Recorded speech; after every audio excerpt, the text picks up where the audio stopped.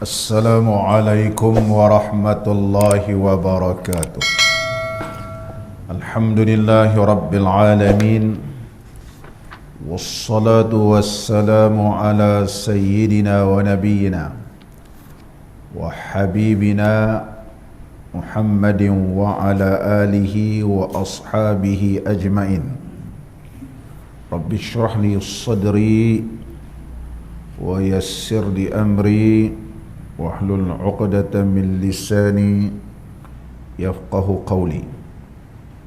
Allahumma iftah alaina futuhal 'arifin warzuqna fahman nabiyyin wa ilhamal malaikatil muqarrabin ya hayyu ya qayyum ya rabb Musa wa Harun wa Nuh wa Ibrahim wa Muhammadin sallallahu alaihi wasallam. Akrimna bi jawdatil hifzi wal fahmi warzuqna al-hikmata wa sabata az-zihni wal aqli wal hilmi wal ilmi wan najahi fid dunya wal akhirah bihaqqi sayyidina Muhammadin sallallahu alaihi wasallam ya rabbal alamin. Amma ba'd. Alhamdulillah, syukur kita kehadrat Allah Subhanahu wa taala dapat kita sama-sama pada malam ini berada di dalam majlis ilmu, meneruskan lagi pembacaan kitab kita berkaitan tentang sembahyang berjamaah.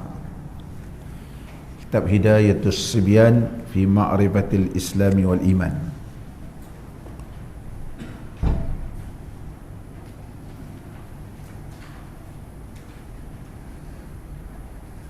Qala al-musannifu rahimahullahu ta'ala wa nafa'ana Allahu bi'ulumihi fid daraini amin. Dan bagi sah berjamaah, iaitu mengikut makmum akan imam, baginya 13 syarat. Jadi 13 syarat yang perlu diketahui bagi mereka yang nak menjadi makmum kepada seseorang yang ianya menjadi imam. Syarat yang kelima pada malam ini, kelimanya bahawa tiada terdahulu makmum atas imamnya pada pihak kiblatnya. Imam dengan makmum dari sudut kiblatnya tidak terdahulu kiblat makmum. Ini tak berlaku di negara-negara orang Islam kecuali berada betul-betul depan Kaabah. Bukan Kaabah, kerana makmum dalam keadaan melingkungi, ianya bulat. Jadi disebut di dalam kitab fiqh, idza waqafal imamu qubalata babil maqami fil masjidil haram. Imam berdiri bersetentangan dengan maqam Nabi Allah Ibrahim. Semayang tu imam ni setentang dengan maqam Nabi Allah Ibrahim, kan ikut sunnah. Sebagaimana Allah Subhanahu wa taala berfirman, wattakhidhu min maqami Ibrahim musalla. Dan jadikanlah tempat semayang itu ialah di belakang maqam Nabi Allah Ibrahim alaihi salam. Wattakhidhu, jadikanlah min maqami Ibrahim, iaitu maqam Nabi Allah Ibrahim itu ialah tempat semayang. Tempat semayang dia sunnah. Kerana bila kita semayang di belakang maqam Nabi Allah Ibrahim alaihi salam, kita mengingatkan bahawa Nabi Allah Ibrahim alaihi salam banyak menghadapi ujian. Ujian yang begitu dahsyat, iaitu diperintahkan menyembelih anaknya Nabi Allah Ismail alaihi salam. Kerana keikhlasannya itu, maka Allah berfirman, wa fadainahu bizibhin azim, dan telah kami tebuskan dengan sembelihan yang agung, yang iaitu kibash daripada syurga. Dan Nabi Allah Ibrahim alaihissalam ni doanya dimakbulkan oleh Allah. Doa Nabi Allah Ibrahim dimakbulkan oleh Allah. Nabi Allah Ibrahim doa saja Allah makbulkan.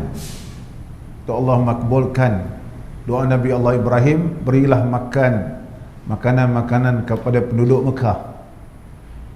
Apa yang kita inginkan insya-Allah ada di Mekah. InsyaAllah ada di Mekah. Kalau ikut asal Mekah ni tak ada apa. Tak ada apa Mekah ni. Batu je. Sana kemudian padang pasir. Tapi di Mekah ni semua ada. Kita nak buah macam buah rambutan pun ada. Kecuali buah durian kok ada pun packing. Ada, bukan tak ada, sebab dia datang daripada Indonesia. Mungkin daripada dipackingkan, nanti ke seumpamanya sebab doyan ni bukan Malaysia aja ada doyan, negara lain pun ada doyan juga. Thailand juga ada doyan, Indonesia pun ada doyan. Kalau teringin nak makan buah nangka, ada buah nangka. Kalau dulu di pasar Indonesia tu, dulu ada pasar Indonesia. Sekarang ni contoh di Jalan Mispalah contohnya ada pasar di belakang satu masjid di Syariq Mispalah tu pun situ banyak macam-macam jenis buah dia. Macam-macam jenis buah. Kira besar pasar dia tu. Jadi kalau makcik-makcik terlupa bawa minyak cap kapak, ada sana. Dekat Mekah ada dia minyak kapak macam-macam minyak. Ada minyak cap kapak di sini. Yang risaulah.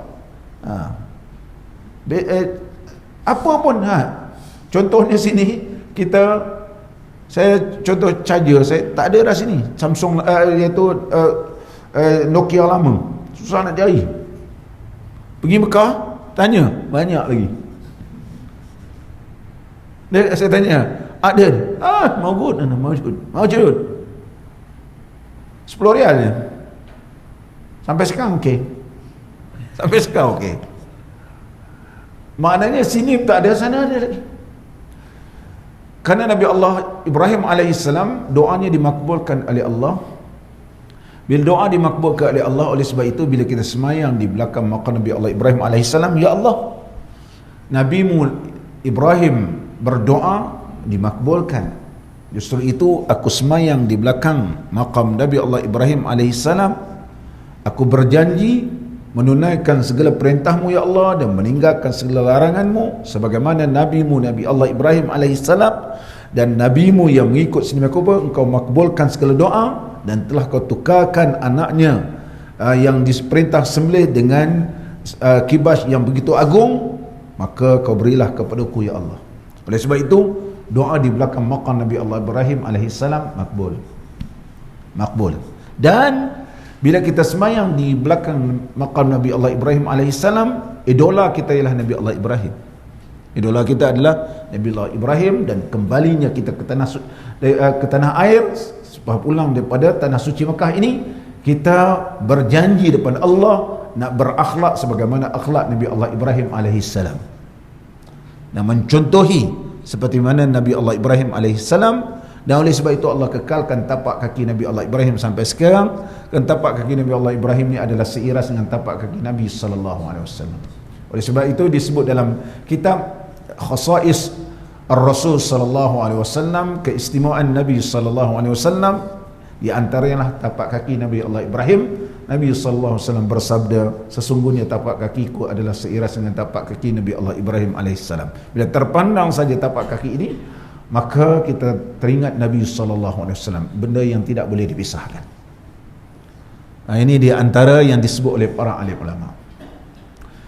Jarak imam berdiri di belakang maqam Nabi Allah Ibrahim, maqam Nabi Allah Ibrahim, kemudian pintu Kaabah, jarak jauh, bihaisu yakunul maqamu bainahu wa bainal Ka'bati kama huwa sunnah. Sekarang ni sebagaimana sunnah semayang, ini maqam Nabi Allah Ibrahim. Nabi Allah jarak imam tu dengan pintu Kaabah jauh.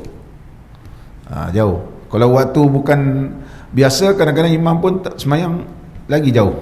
Kalau semayang, contohnya wastadaral musallun, mana pada orang yang semayang ni dia buat bulatan haulal Kaabah, di sekeliling Kaabah. Fasaffal awwalu, kalau saf yang pertama contohnya di hadapan dia macam ni, imam tiba-tiba saf pertama ni di hadapan, maka ia dikira mendahului saf yang pertama tadi. Berbeza orang yang di belakang sana. Kalau orang di belakang sana tak apa, sebab dia dah, oleh sebab itu perkara ini sekarang tidak berlaku.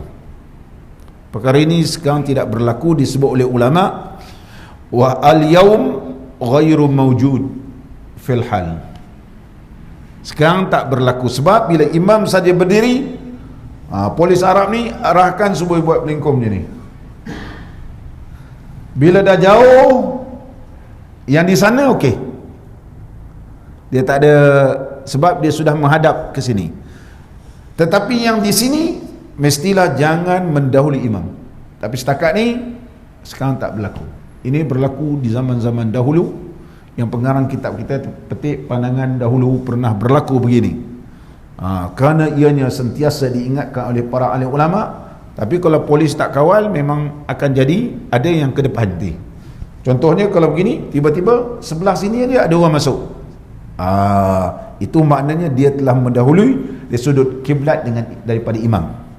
Tetapi kalau dia begini, dia tarik panjang begitu, kemudian baru di sana melengkung, di sana walaupun hampir kepada Kaabah, ianya tidak dikira mendahului kiblat imam. Itu yang dimaksud di dalam kitab kita ini. Ini yang dimaksudkan dalam kitab kita ini. Muslimin dan muslimat yang dirahmati oleh Allah Subhanahu wa taala, bahawa tiada terdahulu makmum atas imamnya pada pihak kiblatnya. Begitu juga yang perlu diingatkan, contohnya ada tempat-tempat yang dibenarkan ataupun diberikan tauliah ataupun kebenaran mendirikan sembahyang Jumaat. Walaupun masjid penuh, ada tempat-tempat ni pun penuh. Ada tempat-tempat ni penuh. Kadang tempat tu ialah, katakan satu tempat surau. Ini surau, kemudian dibenarkan diri sembahyang Jumaat. Bila dibenarkan dirikan sembahyang Jumaat, jadi imam ni mungkin sembahyang sini kan, di luar ni pun luas, orang pun luas ni. Contohnya ada yang di luar ini, ada yang kadang-kadang ini surau ni cantik, okey lah, ada setengah surau tu di luar tu ada pula satu macam pangkin kan. Jadi di luar pun ada orang semayang, yang mana saf ini tidak terputus, maka hendaklah kena ingat bahawa saf ini yang di sana jangan sampai mendahului imam di sudut kiblat dia, di sudut kiblat. Katakan semayang paling dekat sini, apabila berlakunya arah kiblat ini, bila disukat banyak lari dia. Contohnya masjid Perigi Hantuah ni, Masjid Laksmana Hantuah. Masjid Laksmana Hantuah, dia punya lari jauh, sampai begini. Sekiranya imam ni sembahyang, dia kena ingat, imam kalau sembahyang di sini, ambil kawasan tengah, mana orang di sana mendahului imam. Disebab dah macam ni, imam diri sini, orang sana berdiri sini, mana orang ni telah mendahului, ditakuti mendahului imam tanpa disedari kan, sebab di sana sehingga ke depan barangkali kan jauh-jauh takut dia mendahului. Oleh sebab itu pada hari Jumaat, Tok Imam ni tak berdiri seperti hari biasa. Dia berdiri, dia jadi imam di dalam bilik masjid tu. Dalam bilik pun mestilah dalam bilik yang mana disediakan khas di kehadapan sedikit, supaya makmum-makmum ini tidak mendahului imam dari sudut kiblat. Tidak mendahului imam dari sudut kiblat. Ini disebut dalam kitab kita. Keenamnya, bahawa mengetahui makmum akan berpindah imam dengan satu rukun kepada satu rukun dengan dilihat. dengan dilihat. Bagi orang yang celik, dia boleh lihat, atau didengar. Ini bagi orang buta, didengar, mendengar suaranya, atau suara muballigh, suara orang yang menyampaikan pergerakan imam. Nama dia yang di belakang ni muballigh. Imam sebut Allahu Akbar, Allahu Akbar gitu. Atau lainnya, ataupun ada rabit. Rabit ni macam mana? Contohnya, ini masjid penuh dah, masjid dah penuh, macam Masjid Al-Azim penuh kan, pintu pun dah tutup. Lama orang semayang di dataran, dataran. Bagi orang yang semayang di dataran ini, mestilah berpandu kepada orang depan. Dia tak boleh tutup pintu penuh. Sebab orang yang di luar masjid, yang berada di dataran ataupun dekat di bawah tangga, mesti ada orang yang dia ikut. Dia berpandu kepada siapa? Dia tidak boleh berpandu kepada suara. Dalam mazhab Imam Syafi'i tidak sah. Dalam mazhab Imam Syafi'i tidak sah. Hanya berpandu kepada suara, kerana ia dikirakan di luar masjid. Tetapi sekiranya berada di dalam masjid, walaupun masjid itu sampai ke langit tingginya, masih lagi dikira masjid. Contoh, kalau kita pergi Masjidil Haram, bila dah penuh, dia suruh naik. Kita naik tingkat 1, penuh, naik lagi, lama sampai sutuh. Sekarang pun di atas pun dia ada uduk lah. Dulu atas mana ada air uduk, sekarang di atas dah ada air pun dah ada atas. Dulu tak ada, kecuali orang Pakistannya bila tahan atas. Melayu tak boleh. Orang Melayu kena cari aircon lah. Orang India, orang Pakistan, Arab pun tak berapa ramai yang boleh lah. Kena Arab kaya-kaya mana nak ni atas. Arab-Arab biasa boleh, tapi kalau Arab kaya-kaya ni pun nak cari aircon juga. Yang boleh tahan ramai di atas tu, elok je. Saya pernah musim panas bawa Muhammad tu masih tu kecil. Sampai saya tanya dia, tahan Muhammad? Tapi ada seorang Pakistan ke apa, dia cari air, dia jurus kepala pula. Jurus kepala Muhammad. Panas, bulan 5 terlalu panas. Atas tak ada air. Atas memang tak ada air dulu, sekarang dah ada. Sekarang dah cantik atas tu, dah ada payung dan sebagainya. Dulu memang atas tu memang sutuh tu. Kemudian ini atas, tahu pergerakan imam, kita atas ni memang tak nampak jemaah di bawah. Tapi semayang tetap sah kerana dikirakan masjid lagi. Kalau dikirakan masjid dan bukan dikirakan atap, dikirakan masjid. Begitu juga di bawah. Kadang atas penuh disuruh turun bawah. Okay, turun lagi, turun. Hari Jumaat dibuka. Turun lagi, turun bawah lagi. Ada lagi di bawah. Oh, di bawah ni lagi sejuk. Kena pula pasang aircon kuat, sejuk nak terkencing. Dah nak terkencing payah. Nak keluar memang tak boleh masuk dah, keluar tak boleh masuk dah. Di bawah sekali. Ada, di bawah sekali. Biasa hari Jumaat dibuka. Bawah ni pun kita tak nampak apa pun. Yang ada nampak dinding. Berapa tingkat ke bawah tu kita tak nampak. Hanya kita dengar suara. Tetapi semayang di sini tetap sah. Kenapa? Kerana ia adalah masjid. Tetapi kalau di luar masjid, mesti ada yang kita ikut sebagai panduan kepada kita. Tak boleh mana tutup macam sini, masjid ni tutup, kita dengar suara, orang di luar ikut, tak sah dalam mazhab kita Imam Syafi'i. Sekarang kita bahas mazhab kita Syafi'i dulu. Ada pun di Mekah ni, dia ada pandangan mazhab yang lain.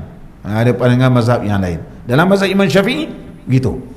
Sehingga disebut di kalangan mazhab kita Imam Syafi'i, contohnya mereka yang berada di Jabal Qubais.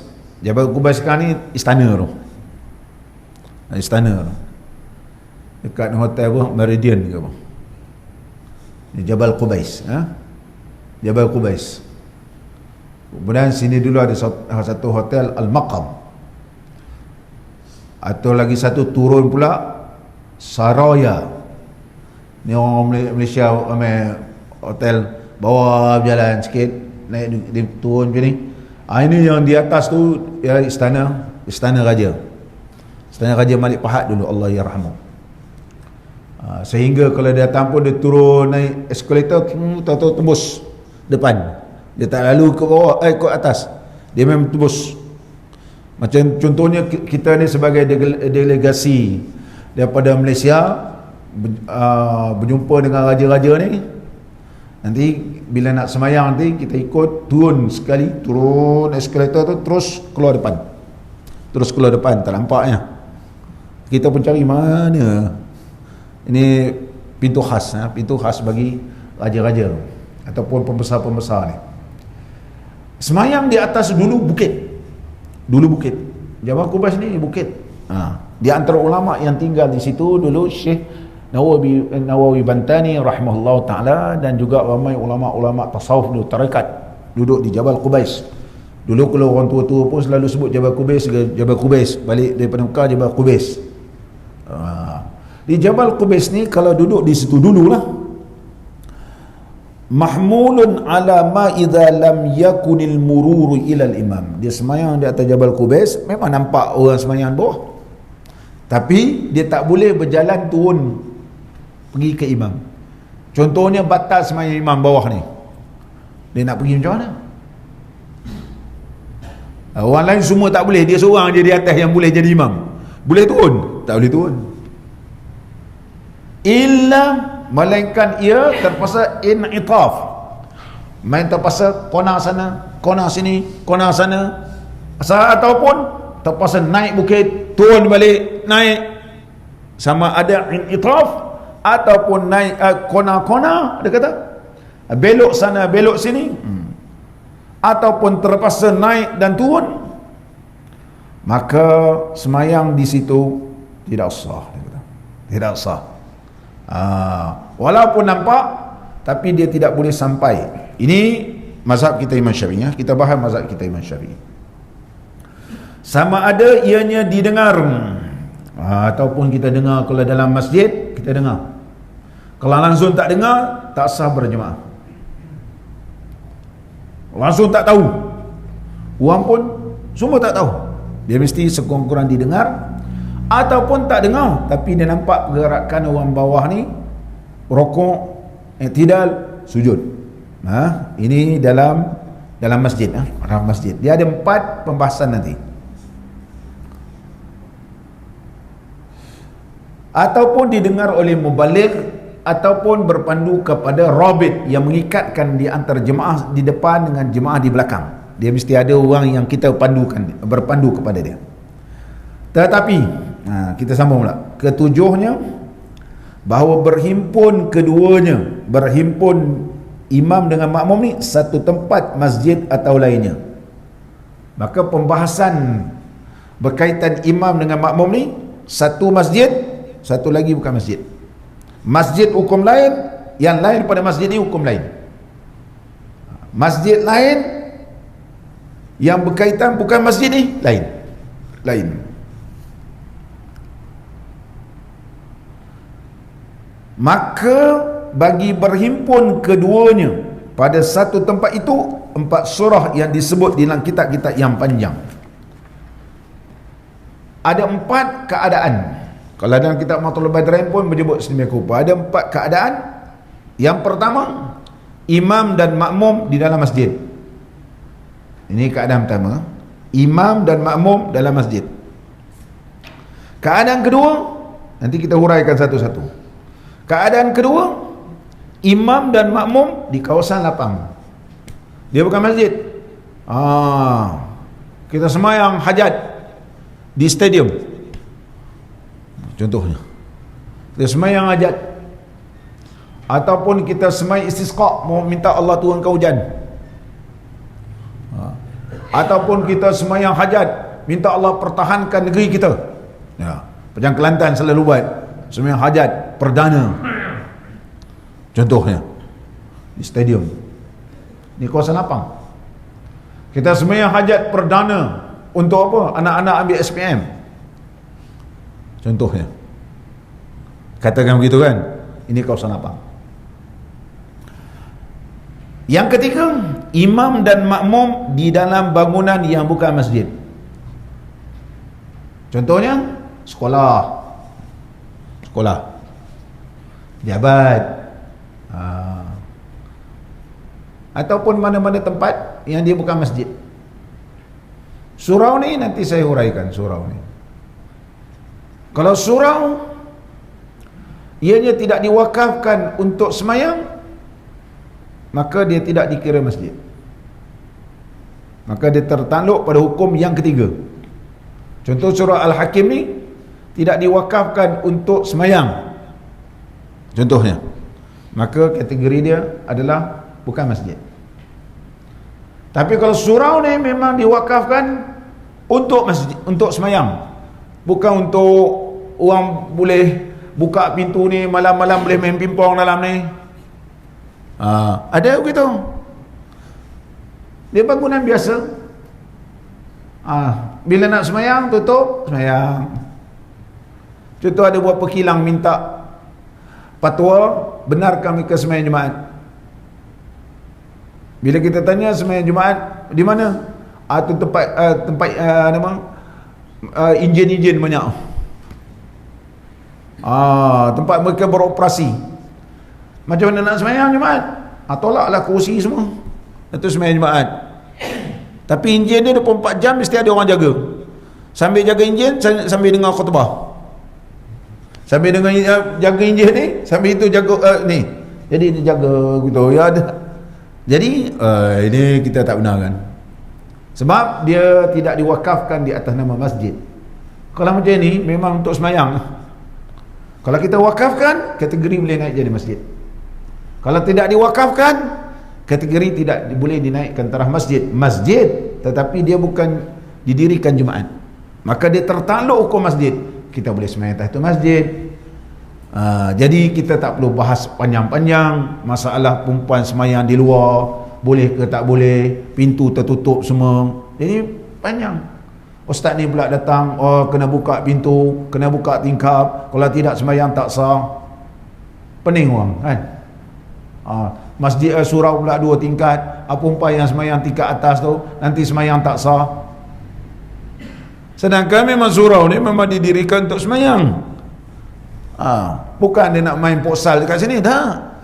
Memang untuk semayang. Bukan ada untuk kenui kahwin pula buka semua, boleh kenui kahwin dalam ni. Nah, ini memang untuk semayang.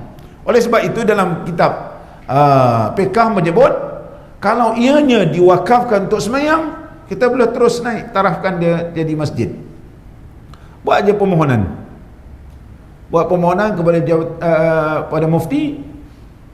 Dan mufti kalau datang dia punya wakil sini, ini memang betul ada surat menyurat yang menyatakan bahawa ini diwakafkan, dan kita dan ada memang daripada konsen daripada mufti kata ini boleh dinaik, boleh kita wakafkan jadi masjid, jadi masjid, dan tu didaftarkan di bawah Majlis Agama Islam. Apa itu di bawah Majlis Agama Islam, kena daftar ni. Kena daftar ia sebagai wakaf masjid. Bila kita wakaf, tak boleh orang ambil tak boleh ambil tantua lah, sebab telah dijadikan wakaf. Terwakaf di bawah Majlis Agama Islam, di bawah Baitul Mal yang jaga. Maknanya di bawah Majlis Agama Islam, ia mengawal segala wakaf ni. Kita kena gazetkan wakaf ni supaya tidak diambil sewenang-wenang. Sebab dia bila diwakaf, dia tertakluk wakaf. Jadi kita datang sini boleh semayang atas masjid. Tak adanya perempuan haid datang sini. Kalau datang pun duduklah jauh-jauh. Gitu. Boleh perempuan datang haid, dibenarkan juga oleh sebahagian ulama di kalangan mazhab kita, Imam Syafi'i. Dalam kitab, contohnya kalau kita baca dalam kitab Bahrul Mazi, Bahrul Mazi jilid pertama, ada ulama Syafi'i yang menyatakan boleh, di antara Imam Isnawi rahimahullah ta'ala. Tetapi hendaklah betul-betul majlis tersebut tidak terdapat tempat lain. Contohnya kakak ni nak belajar Fardhu Ain, Tak ada tempat lain melainkan masjid. Ya, dia datang dengan mengambil wudu, datang ambil wudu dan pastikan darah ni tidak tinggal di tempat duduk dia. Ada kadang-kadang perempuan kalau baru datang darah haid, hari pertama sikit, hari kedua mula dah banyak. Dia duduk banyak kan. Kalau dia duduk lama sikit, menyebabkan kadang-kadang tertinggal darah dia. Dia ada perempuan macam tu. Hari kedua atau hari ketiga dia banyak. Kejap-kejap dia kena tukar pad, dia kejap-kejap kena tukar pad. Ini kalau boleh jangan waktu itu. Kerana kalau dia tertinggal saja ada najis, mana orang tahu kalau ada najis ni? Dekat lantai tu, dia seorang dia tahu. Kadang-kadang naik kereta pun menyebabkan tempat duduk ni kena darah. Besok suami pula bawa kereta, duduk atas kan, pakai jubah. Dia kata, bang, semalam ada kesan darah tu. Aku dah jadi tok imam dah tadi. Dia kata, aku gitu. Ini berlaku. Oleh sebab itu ulama kata kalau darahnya banyak jangan datang. Pastikan darahnya tidak melekat kepada tempat ia duduk, kerana menyebabkan orang lain nanti nak sembahyang masalah. Dan hendaklah duduk dalam keadaan kerana hajat. Habis mengaji kena balik. Habis mengaji kena balik. Jangan habis mengaji pergi tanya-tanya, sembang-sembang dengan kawan. Ni orang baru ke datang? Kakak tak pernah nampak ni, orang mana ni? Tak payah tanya orang mana. Orang mana tu dekat luar. Ini kami semua ni ada grup ni, grup pengajian. Kalau nak join bagilah nombor. Ini nak join ke tak? Di luar. Dia mesti kadar hajat. Dibenarkan. Dan mazhab kita pun benar, tak payah pakai mazhab yang lain. Tetapi kerana darurah. Tapi kalau saja-saja datang, tak ada benda manfaat apa-apa, saja dia seronok, daripada duduk rumah tak ada apa, ini tak boleh. Ini mesti ada tujuan bahawa ilmu yang dipelajari itu penting bagi dia. Sebab dia tak tahu. Dibenarkan kadar hajat. Dan kalau boleh, dia mengambil uduk terlebih dahulu. Memanglah uduk dia akan jadi batal. Uduk dia akan batal kalau dia keluar darah. Tetapi kerana sekurang-kurangnya tidak boleh mandi, maka wuduk itu sekurang-kurangnya. Ini disebut oleh para alim ulama, termasuk al-Imam Az-Zarkashi rahimahullah taala menyebut dalam kitabnya Ahkamus Sajid, iaitu hukum orang sujud, iaitu Ahkamul Masajid, yang disebut oleh al-Imam Az-Zarkashi rahimahullah taala. Sama balik kita. Itu yang berkaitan apabila dinaikkan taraf. Kalau naik taraf tak masalah. Yang keempat, baru ni ramai juga ataupun banyak juga surau-surau di negeri Melaka yang mana mereka ni telah dibenarkan mendirikan sembahyang Jumaat, telah dipanjangkan kepada fatwa untuk dinaikkan taraf menjadi masjid penuh. Masjid penuh. Ada surau kita naikkan terus jadi masjid. Jadi mula-mula dibenarkan sembahyang Jumaat, terus naik masjid dah. Yang antaranya air keruh. Dekat air keruh ni ramai orang kaya-kaya belaka kat sana, kat sekolah tu kan. Kita naikkan taraf, cakap datuk-datuk banyak duit tu, buatlah masjid besar sikit, surau yang semayang datuk-datuk, Datuk Seri apa semua, macam-macam datuk lah. Semayang tengok surau pun Allah, bocor sana bocor sini, malu lah. Datang kita besar-besar, naikkan taraf jadi masjid. Bila taraf jadi masjid, nanti boleh tinggikan, boleh besar-besar. Sesuai kedudukan situ, bekas macam-macam lah, kaki tangan kerajaan yang jawatan besar-besar belaka. Dia naikkan taraf, terus naik kita. Dan ada beberapa surau bawah ni, hampir pada 10 yang memohon supaya dinaikkan taraf terus jadi masjid. Boleh, senang, dan kira dia masjid. Andainya selepas PKP ni boleh orang semayang seperti biasa, contohnya boleh semayang rapat-rapat dah, katakan begitu. Kalau surau ni masih lagi memerlukan, ada keperluan nak dirikan Jumaat, kita benarkan. Sekiranya tiada keperluan, maka kebenaran ini ditarik dan kedudukan masjid dikekalkan. Kedudukan masjid dikekalkan. Pada bulan Ramadan bolehlah iktikaf, boleh iktikaf di surau. Begitu. Sama balik kita. Yang keempat, imam atau makmum di dalam masjid dan satu lagi di luar masjid. Ada 4 masalah. Masalah yang keempat, ni semua jemaah dalam masjid ni penuh. Sebab terbatas seramai 350 orang je. Masjid kampung kadang-kadang tak, lebih kurang 100 ya. Kita tengok masjid kita di kawasan Melaka Tengah ni, bila dengar daripada masjid-masjid kampung kan, kadang-kadang 60 orang aja. 60 orang. Oh, saya pun, Allah, aku terpandang Masjid Al-Azim memanglah sampai 1000 boleh. Masjid kampung, dia kata 65 orang je boleh.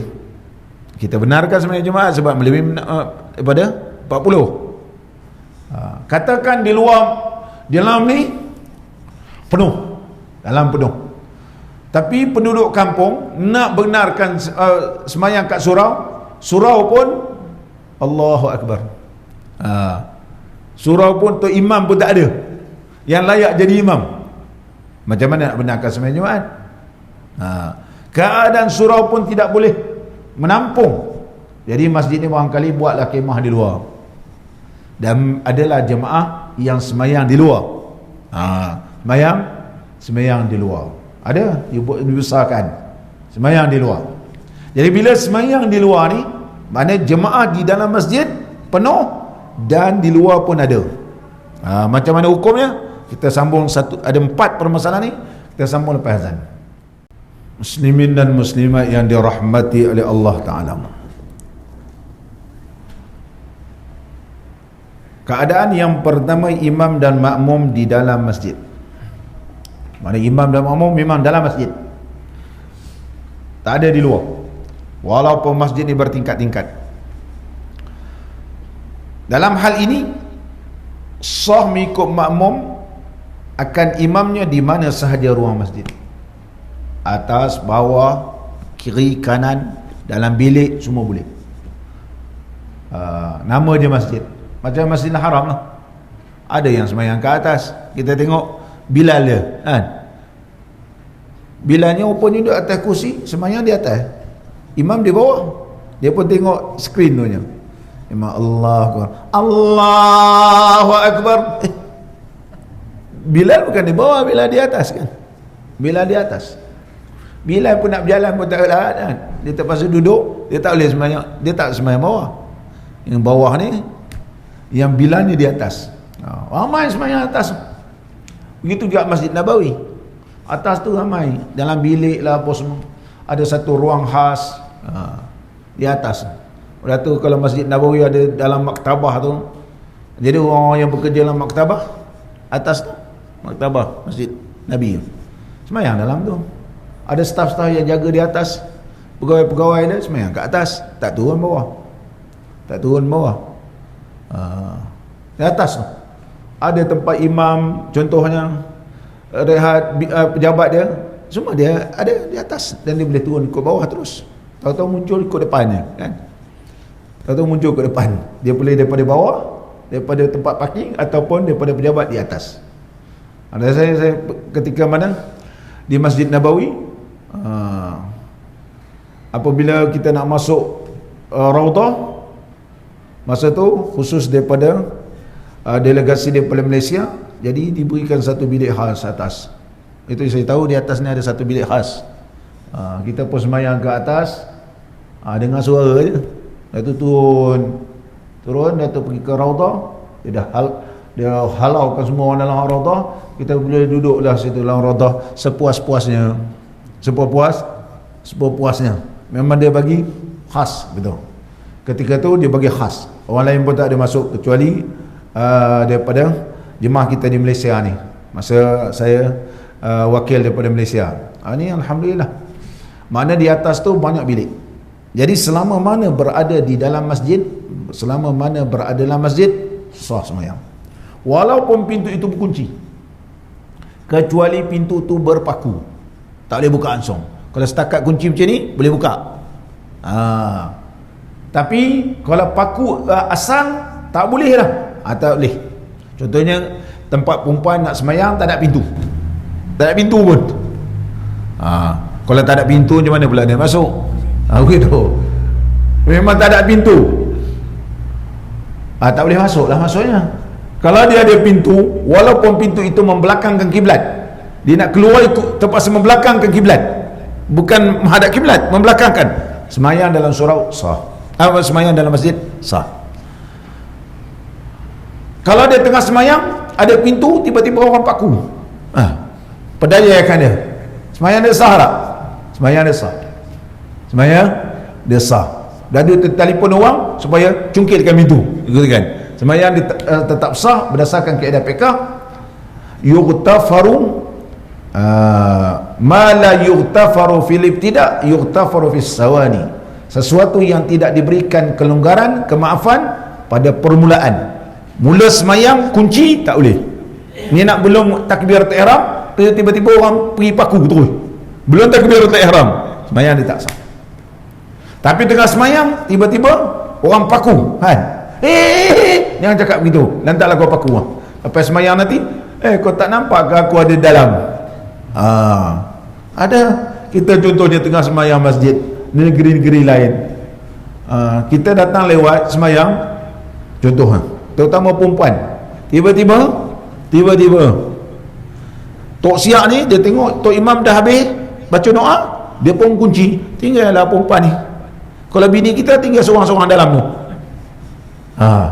dia bukan tengok tempat perempuan, dia tengok kawasan lelaki, tinggallah perempuan ni. Macam mana? Dah kunci habis, kan? Dah kunci habis. Muncul ada handphone. Kalau tak ada handphone, tiba-tiba yang tok siak ni dah balik ke rumah dah, pergi ke kebun pula dia. Kacau.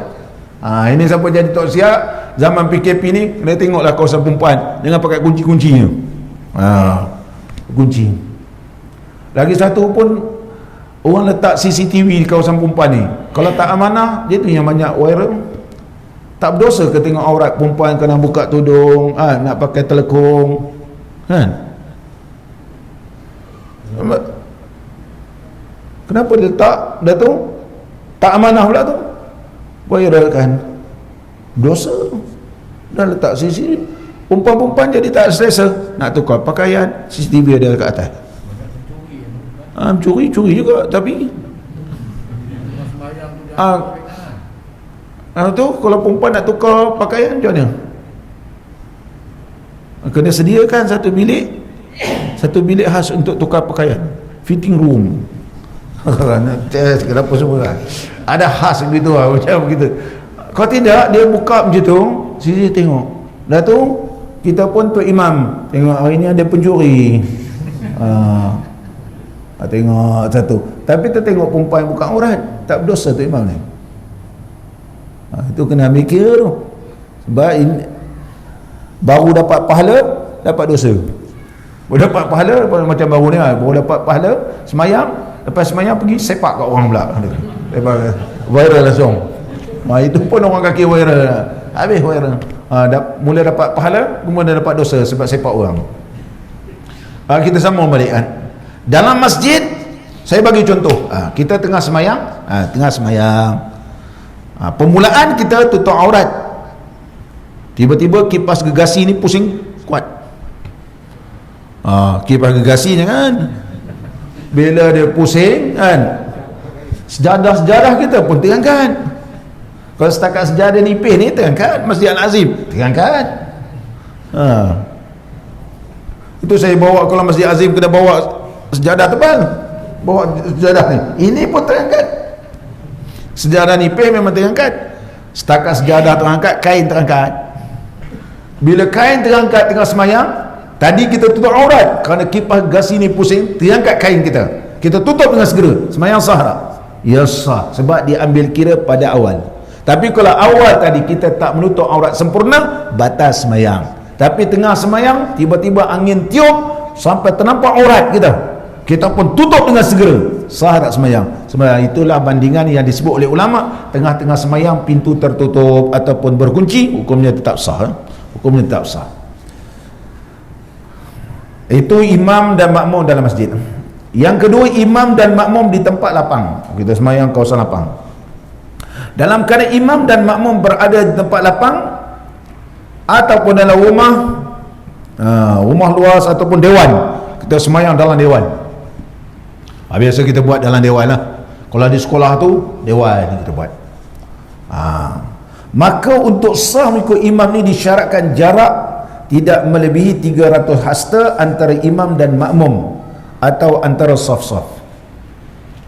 Imam dengan makmum tidak boleh melebihi 300 hasta di antara imam dengan makmum. Masjid Haram tak apa, Masjid Haram makmum dengan makmum lebih pada 300 hasta tak apa, sebab dia masjid. Masjid tu kadang-kadang kita tengok semayang ujung sekali, sini jangan berlaku. Masjid besar-besar, kalau masjid besar-besar, kena pakcik yang tua-tua ni, dia dah terlewat, tak boleh punya kena ke depan. Masjid Al-Azim pun kalau orang semput pun tak sempat ke depan tu. Itu Masjid Azim, belum masjid besar-besar. Kalau tempat saya mengaji tu, Masjid Sayyidina Ahmad Badawi, Allahu Akbar, besar. Jadi kebanyakan jemaah ni dia semayang belakang.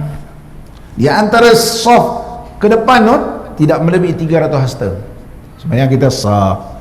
Contohnya kalau kita semayang Masjid Azim, kita dah cek suhu lah apa semua, dah terlambat.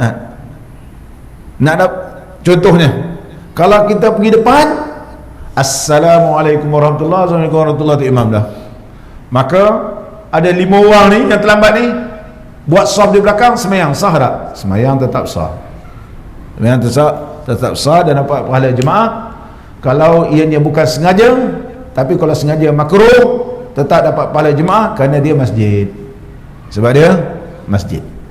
Adapun kawasan lapang tidak boleh melebihi 300 hasta. 300 hasta. Sebab apa dia ambil kalimah 300 hasta? 300 hasta ni ialah susunan saf yang dibuat oleh Nabi SAW ketika dalam peperangan. Ketika mana dalam peperangan, Nabi SAW telah menyusunkan saf. Di antara saf dengan saf ini tidak melebihi 300 hasta. Bukan maknanya yang menjaga di belakang ni dekat-dekat. Kalau ada dekat-dekat, bila nak panah kena tengkuk ke depan, dia jarak dia jauh, tidak melebihi 300 hasta. Barangkali sini satu saf, depan satu saf. Mana bila mereka tu sujud, tiba musuh menyerang, dia orang ni boleh pertahankan. Susunan saf ketika dalam medan peperangan. Bukan dalam medan saf sama macam ni, macam mana nak pertahankan? Bila-bila nak panah, tengkuk. Kita kata tunduk. Maknanya jarak yang jauh. Berdasarkan susunan inilah ulama mengambil sumber hukum. Jarak saf dengan saf ni jangan lebih 300 hasta. Kalau terlebih sikit pun 3 hasta terlebih sedikit dimaafkan. Lebih kurang 300 hasta mengikut hasta pertengahan. Kerana biasanya kalau 300 hasta ni, kalau suara macam saya, insya-Allah orang dengar. Orang dengar kan? Insya-Allah boleh dengar. Allahu Akbar, 300 hasta insya-Allah boleh dengar. 300 hasta. Oleh sebab itulah ulama mengambil pendekatan jangan melebihi 300 hasta. 300 hasta. Ataupun makmum di antara makmum dengan makmum. Jadi saf dengan saf ni jangan lebih. Contohnya, kita ada satu saf di sini, tiba-tiba di tengah ni ada jalan. Jalan raya. Sebelah jalan raya ada orang semayang, tapi orang sebelah ni boleh melintasi, ataupun terpisahnya dengan sungai. Sepisah dengan sungai. Dan kalau dia berenang pun boleh sampai sebelah ni. Semayang sah, jangan melebihi 300 hasta. Oleh sebab itu setakat kita ni satu hasta ni tetap dapat pahala jemaah. Sungai terpisah dengan sungai, terpisah dengan jalan pun dapat. Ni ada orang bahas, Ustaz macam mana ni? Dapat pahala ke? Dapat pahala, bukan sengaja kan? Bukan sengaja. Kerana sebab sebagaimana disebut oleh ulama, kerana ada sebab terpisahnya dengan jalan. Jalan. Contoh kita di Mekah kan, sampai ke hotel sana orang semayang, tiba-tiba di antara jalan dengan jalan kita dah terlambat kan. Berapa berderet tu sampai ke kubur Mak Allah tu, jauh sampai Mak Allah tu, sampai tu tempat jual beli, iaitu Jafariyah, Suq Jafariyah. Suq Jafariyah ni jauh, ni Mak Allah sampai Suq Jafariyah ni. Ma'la tu perkumpulan. Dah tu ada pasar Jafariyah nama dia. Kita boleh beli skodi orang petani kata kan. Kalau beli kopiah tu daripada kecil sampai besar. Kalau beli dekat jam besar mahal. Kat sana murah. Kalau jubah harga 100, contohnya 130, kalau pergi sana 60 je. 60 je. Orang Malaysia jangan pergi. Jangan jumpa lah orang Malaysia pergi Suk Jafariyah nama dia. Kalau ambil Uber atau pesana Karim cakap Suk Jafariyah 20 rial boleh sampai. Satu taksi, satu kereta 20 rial. 20 rial, 25 rial dekat je. Nanti nak semayang sampai sana orang semayang berjemaah. Tapi punya mikrofonnya sampai sana. Sampai sana. Sampai kubur Ma'la tu berderet orang semayang. Jauh. Kalau sekarang ni kalau di Malaysia kita berjalan masuk hospital lah. Masuk hospital. Pecah kaki ni. Tapi di Mekah jalan jauh pun okey. Jauh. Kalau zaman muda dulu saya tak heran. Kalau sekarang ni di Mekah saya pernah berjalan daripada Jafariyah sampai pergi depan, tak ada teksi. Tahu-tahu sampai juga aku. Jauh. Lebih kurang di sini dekat dengan Bandar Hilir pun. Tapi taklah ada Bandar Hilir. Kalau kona-kona memanglah sampai macam Bandar Hilir kan. Kalau kata jauh lah, kira jauh lah gitu. Boleh nak semayang? Ya, walaupun ada jalan kan, kemudian jalan lagi, tetapi jaraknya tidak melebihi pemisahan di antara satu orang dengan satu orang ni, saf ni dengan saf ni tidak melebihi 300 hasta. Ada pula naik bukit lagi.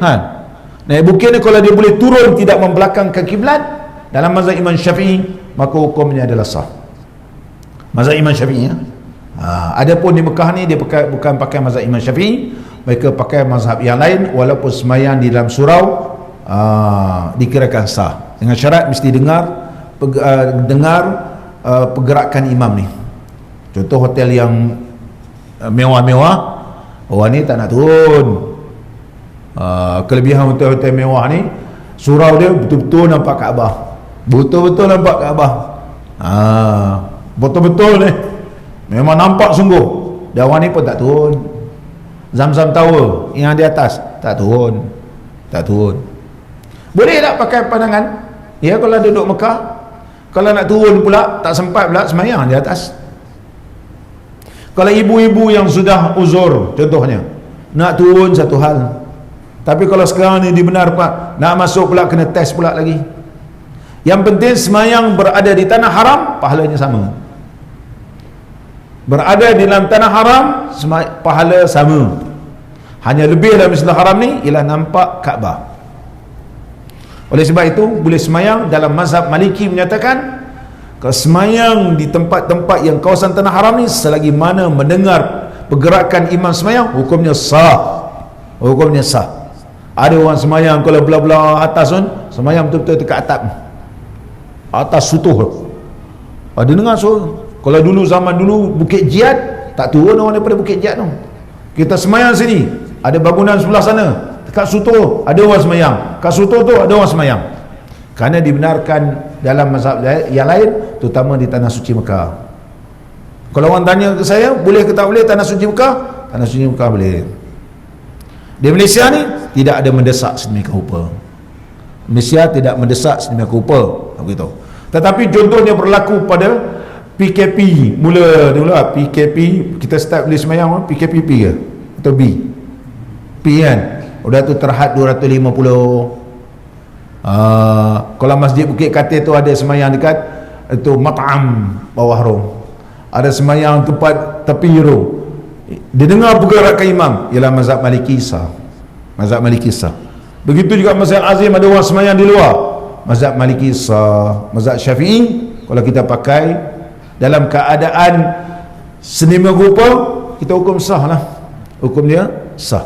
Tapi kalau nak ikut cara Imam Syafi'i, maka mesti bukakan pintu orang berpandu kepada jemaah di dalam, hukumnya tetap sah walaupun melimpah keluar, melimpah keluar sampai keluar, tapi dengan syarat jangan ianya lebih daripada 300 hasta.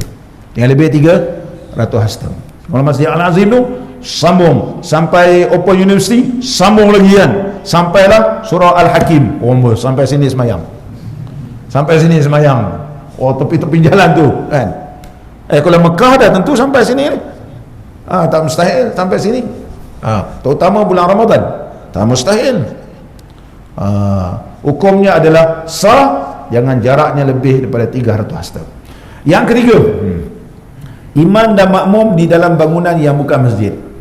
Itu yang jadi kontroversi di Malaysia ni. Surau, ustaz ni kata surau tak boleh. Sebenarnya surau ni boleh kita naikkan taraf sajalah, tak payah kita berbahas panjang. Kalau kita ada wakaf untuk semayang, memang diwakafkan betul-betul tempat semayang, tidak sewenang-wenang boleh bangunan ini diruntuhkan, dan dia terus naik jadi masjid, terus naik jadi masjid. Jika imam berada dalam suatu bangunan seperti rumah, surau yang tidak digezetkan menjadi masjid, atau sekolah-sekolah, atau bangunan-bangunan, bulan Ramadan contohnya, pejabat-pejabat ni ada tazkirah, kemudian dah berbuka sembahyang tarawih berjemaah. Dia sembahyang tarawih berjemaah ni jabat kaum sangat. Ada perempuan-perempuan sembahyang dalam bilik tu kan, ruang pejabat kaum besar. Ada sembahyang dalam bilik sana, ada sembahyang dalam bilik sana kan. Ini nama dalam bangunan, dia ada syarat. Ataupun dalam bilik dan seumpamanya, syaratnya jangan jaraknya melebihi 300 hasta antara imam dan makmum. Memanglah tempat kecil takkan lebih sampai 300. Yang kedua, jangan ada di antara imam dan makmum sesuatu yang mencegah daripada lalu pergi kepada imam dengan jalan biasa, bukan membelakangkan kiblat. Mana orang yang dalam bilik ni, dia boleh pergi ke imam dalam keadaan tidak membelakangkan kiblat. Kalau pintunya membelakang ke kiblat, tak boleh. Mazhab Imam Syafi'i memang tak boleh. Yang ketiga, jangan ada di antara kedua imam dan makmum ni sesuatu yang menghalangkan daripada melihat imam atau saf-saf belakang imam, seperti pintu yang ditutup atau tirai yang dilabuhkan. Pintu tertutup habis, tak nampak, tak nampak. Ataupun tirai dilabuh ni, bahasa Arab as-sitrul murkha nama dia. Sitrul murkha ni bukan tirai macam biasa ni. Tirai biasa ni kalau kita lalu tembus terus, dah tu sitru pula tu kan. Kita nampak tirai biasa ni. Tapi kalau tirai tebal itu lain. Tirai ni ialah tirai macam dulu kalau orang nak tutup kedai, macam mana dia tarik tirai dia, itu nama tirai. Daripada atas tarik bawah macam pintu, tak nampak apa pun, itulah mana tirai. Adapun tirai yang ada kat surau ni, kalau sama seperti pintu, mana orang jemaah di belakang tak sah, ikut mazhab Syafi'i. Mazhab Syafi'i. Kalau kita pakai mazhab Syafi'i dalam bab ini, ramai orang tak sah, ramai tak sah kan. Senang kalau sekarang ni surau ni kita jadikan masjid dia. Mungkin mesyuarat akan datang saya, sebab ramai ustaz-ustaz mengajar di, sampai ada beberapa ustaz ni mengajar surau ni sampai pergi ke fatwa. Ada pula yang tegas-tegas dalam fatwa ni, kita tarik balik tauliah ustaz tu sebab keras sangat kan. Ustaz tu pandu mazhab Imam Syafi'i. Kalau kita pandu dalam mazhab Syafi'i juga, semayang sekarang pun payah, semayang Jumaat kan. Kalau dalam keadaan sekarang ni, kita benarkan semayang Jumaat, kita benar semayang Jumaat, kita benarkan semayang Jumaat, mana boleh berbilang Jumaat dalam satu tempat. Kalau pegang mazhab Imam Syafi'i, tak semayang Jumaat semua kan. Banyak. Oleh sebab itu perlulah tengok kelonggarannya di dalam mazhab yang lain, selagi mana tidak bercanggah Quran dan hadis Nabi SAW. Sebab surau macam ni memang untuk didirikan semayang, bukan untuk yang lain. Walaupun terdinding dengan pintu, kalau ikut mazhab Imam Syafi'i tertutup saja pintu ni ataupun tingkap ni dah terpisah dah. Habis makcik-makcik, kakak-kakak di luar semayang, masalamah. Masalamah. Tapi saya baca dulu mazhab Imam Syafi'i, iaitu seperti pintu yang ditutup atau tirai yang dilabuh. Tirai itu dilabuh seumpama macam pintu, tutup tak nampak apa. Tetapi contohnya masa nak semayang, kakak ni ditarik tirai ni, dia tarik tirai. Tiba tengah semayang, datang seorang perempuan, ngapa surau ni buka-buka tirai? Dia pun datang ke depan, set, dia tarik, dia tutup habis. Dah tirai pula tebal, beli dekat Jekyll yang tebalnya tu, tak nampak langsung, memang tak nampak kan. Tak nampak, ini memang tirai dilabuhkan daripada atas turun ke bawah, memang tak nampak. Kakak di belakang yang semayang ni, orang buka dia tutup pula. Jangan susah hati semayang, kalau tahu pergerakan imam tetap dikirakan sah berdasarkan kaedah tadi. Dimaafkan pada pertengahan, tidak dimaaf pada permulaan. Kalau permulaannya memang dibuka, tengah-tengah semayang ada orang tutup, tak payah hei jangan tutup, orang semayang ni. Jangan tegur dia, biarlah lantak kalau tutup, semayang tetap sah ikut hukum fiqh. Ini kalau pakai mazhab Imam Syafi'i. Dan yang keempat, hendaklah ada seorang makmum berdiri berbetulan dengan pintu. Macam ni sekarang ni katakan kan, orang di luar, kalau pakai mazhab Imam Syafi'i, di luar ni orang nak semayang, pintu ni tak boleh tutup, mesti ada seorang berdiri depan, betul-betul kat pintu ni, sebagai petunjuk kepada orang di belakang. Mesti ada seorang daripada makmum berdiri berbetulan dengan pintu supaya ia dapat terus melihat imam atau sebahagian makmum yang berada dalam bangunan satu lagi. Contohnya kalau kita buat di pejabat, jadi orang yang dalam bilik ni berpandu yang orang sebelah dia, gitu. Macam kakak sebelah ni semayang, berpandu, dia nampak orang belakang, sebab dia nampak tu. Pintu pun saya tengok buka, ini betul-betul Syafi'i belakang ni. Ini betul Syafi'i, dia buka, nampak, dan dia boleh masuk, bukan membelakangkan kiblat kan. Jemaah ni pun boleh masuk, tidak membelakangkan kiblat. Apabila sah ikutan makmum yang berdiri berbetulan pintu, sahlah ikutan sekaliannya. Apa maksudnya? Tapi kalau di belakang ni ialah perempuan, belakang ni ialah perempuan, lelaki tidak boleh berpandu pada perempuan. Azman, dulu surau kita lama dulu, kita bentang sejadah bila semayang, semayang tarawih, semayang raya, ada lelaki belakang ni, lelaki berpandu kepada perempuan depan, tak sah, tak sah. Penuh perempuan belakang kan, lelaki buat jemaah pula, lelaki ni dia tak nampak tu imam, sebab ini surau atau pembangunan masjid lain. Masjid walaupun di belakang perempuan semayang tetap sah sebab dia masjid. Kemudian adalah perempuan, kita pun buat bentang pula tikar di belakang, ikut berpandu pada perempuan, bermakna kita berimankan perempuan. Ulama Syafi'i kata tak sah. Maka oleh sebab itu kena asingkan perempuan sana, lelaki sini. Hukum asal memanglah perempuan semayang di belakang, dia pun tetap belakang jugalah, macam walaupun sebelah kiri tetap juga perempuan semayang di belakang imam, bukan menuju belakang, menyebabkan nanti kalau belakang perempuan ni, lelaki pula lambat semayang di belakang perempuan, masalah semua. Syarat-syarat rabitah ni, rabitah tadi lelaki ni, orang yang belakang ni, orang yang layak menjadi rabitah ialah mereka yang layak dan sah menjadi imam. Jangan yang kita ikut tu sewil, tengah semayang kita ikut-ikut, tiba-tiba dah tengah semayang dia pergi belakang. Ramai hari ni, ramai ni, rupanya tak betul dah. Rupanya tak betul. Saya dulu pernah ikut orang ni pakai jubah, pakai serban dekat Keramat, mengajar surau Keramat, lambat semayang. Lepas bila saya ikut, dia pun bangun, ada orang ikut, dia kata ada orang ikut, dia belah terus. Rupanya tak betul kan. Rupanya tak betul, apa pakai serban, pakai jubah. Orang ni kalau dia jadi rabitah kita yang sebagai panduan, tak sah, sebab dia sendiri semayang tak sah.